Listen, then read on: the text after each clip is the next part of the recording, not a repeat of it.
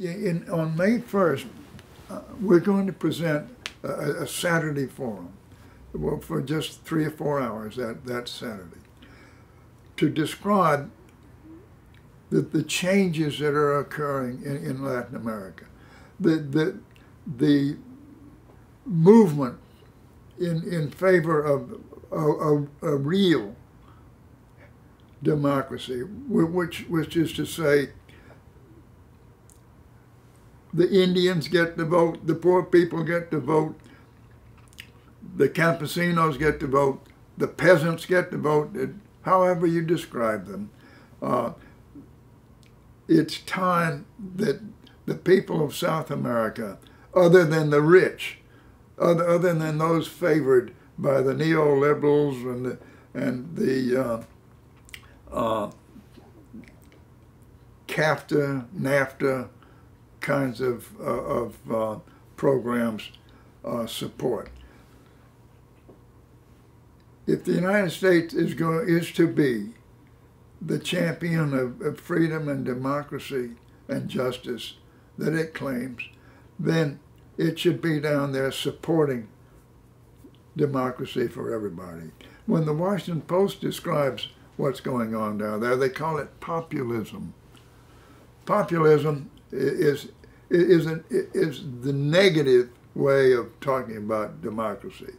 What they mean by populism is that everybody gets to vote, not just the rich. Everybody gets to participate in their country's politics, not just the rich. Everybody gets to become part of the economy, not just the rich. That's what we're going to be talking about on Saturday, May 1. It's called the Bolivarian Revolution.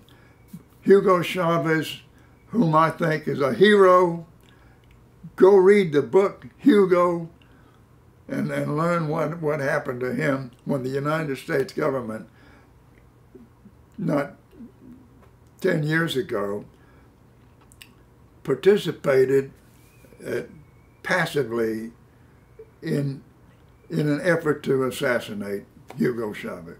It's as simple and as brutal as that. So we're going to be talking about the Bolivarian Revolution. We're going to be talking about positive change for peace, justice, and democracy in Latin America that day on May 1st. And I hope and we're going to invite the public. I hope to fill the church that day with people to get the story that they're not going to ever hear in the Washington Post or the New York Times about what's going on, the real revolution known as the Bolivarian Revolution in South America. Well, let me tell you what is my theme. Information, the lifeblood of democracy and freedom is information. An informed electorate.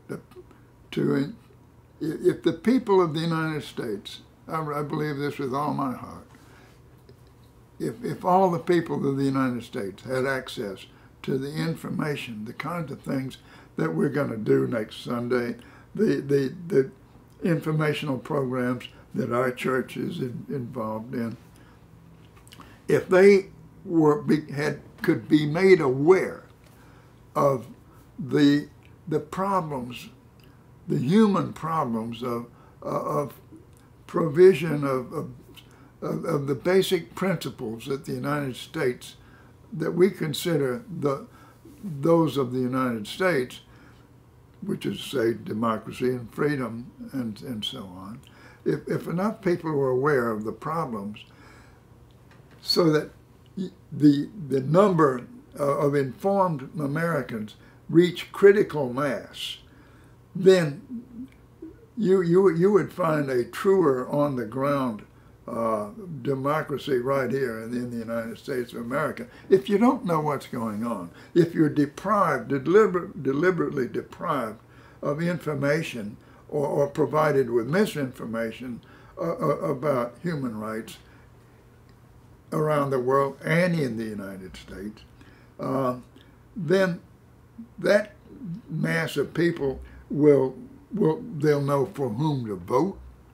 They'll know who votes for people and who votes against the people, and we can turn Washington around. We can make the United States government truly a government of the people, for the people, and by the people. That sure ain't populism. That's what Abraham Lincoln described as democracy. And that's what I'm working for. And that's what I know, that to be a Unitarian is to embrace, to some degree, that feeling. And the more you know about what's going on, the more closely you can embrace it, and the better chances are that we can do something about it.